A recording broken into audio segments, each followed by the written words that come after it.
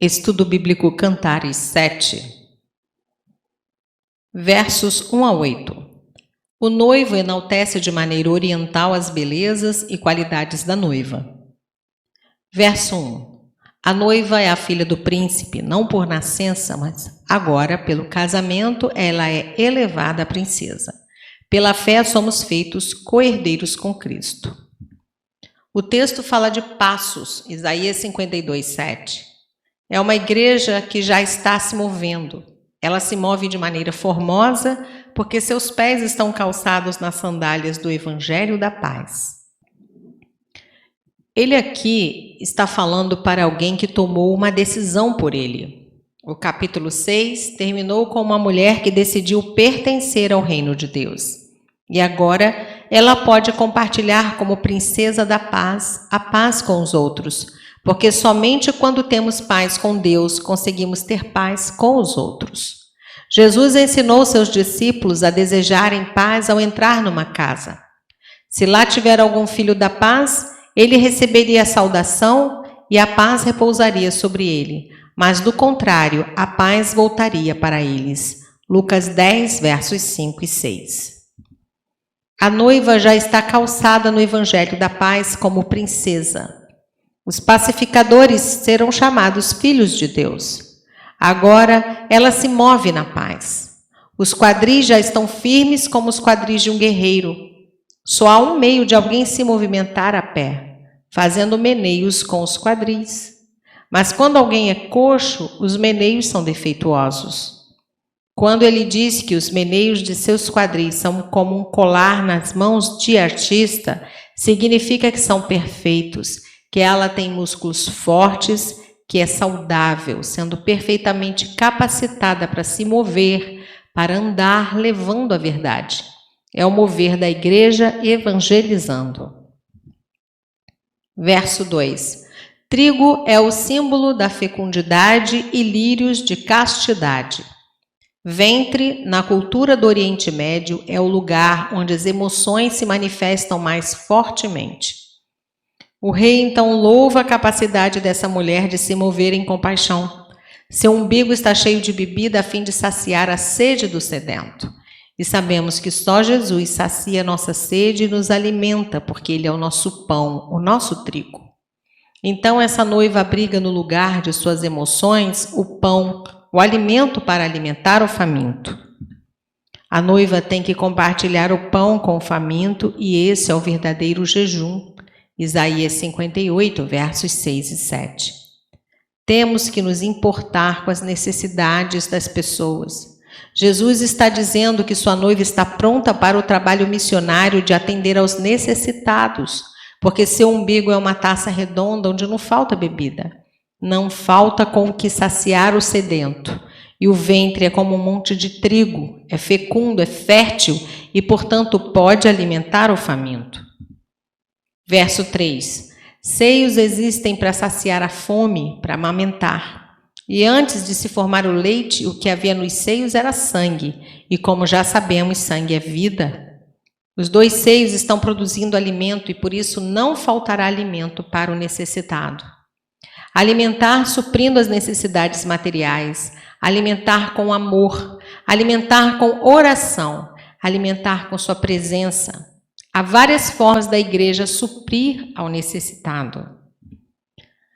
Verso 4. A torre tipifica a força. Força para continuar na luta, continuar na vigília, pois é na torre que a sentinela fica para vigiar possíveis invasores.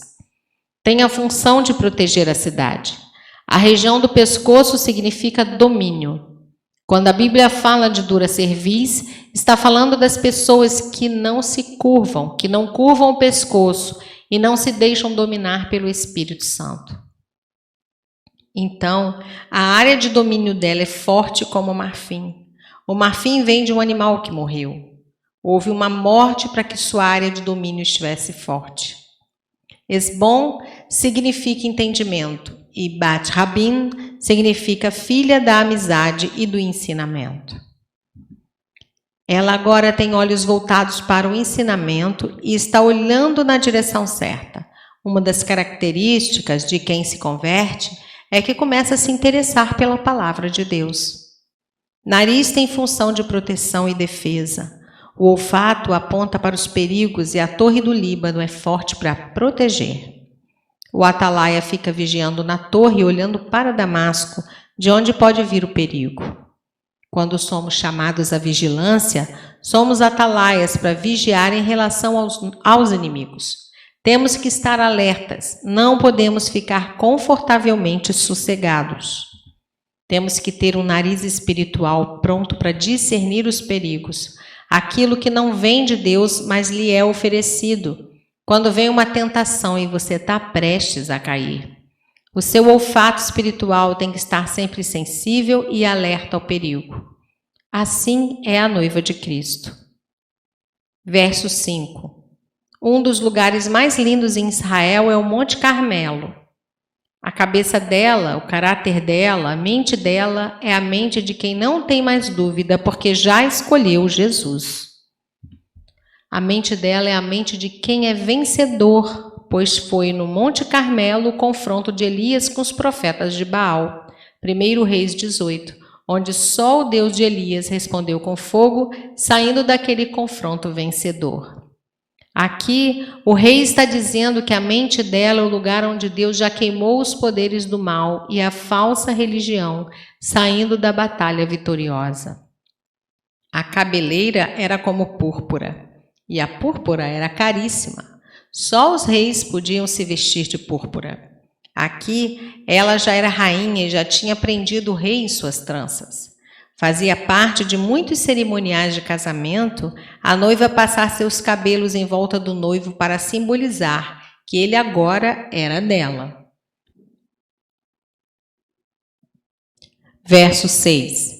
Essa moça é para ele o amor e ele se deleita com a vida dela. Ele se alegra nela. Verso 7.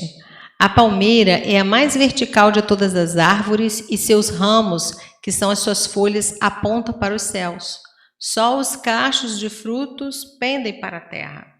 Ele está dizendo que o crescimento dessa moça é para o alto. Colossenses 3, versos 2 e 3.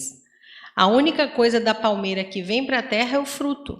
É preciso que cresçamos o verdadeiro crescimento do reino de Deus, mas que possamos produzir frutos para aqueles que ainda estão na terra, precisando crescer o mesmo crescimento que está em nós. Verso 8. Ela é uma palmeira que ele plantou. Deus plantou na terra uma semente, que é o seu reino. Marcos 4, versos 26 a 34. Verso 10. Será que agradamos tanto o nosso noivo que chegamos ao ponto de achar que ele tem saudade de nós? Aqui a noiva já está completamente entregue ao seu amado. Verso 13. Segundo Gênesis 30, versos 14 a 16, mandrágoras eram plantas muito usadas na feitiçaria da Antiguidade e da Idade Média. Segundo a opinião pública, provocavam o amor. Eram chamadas de pomo de amor.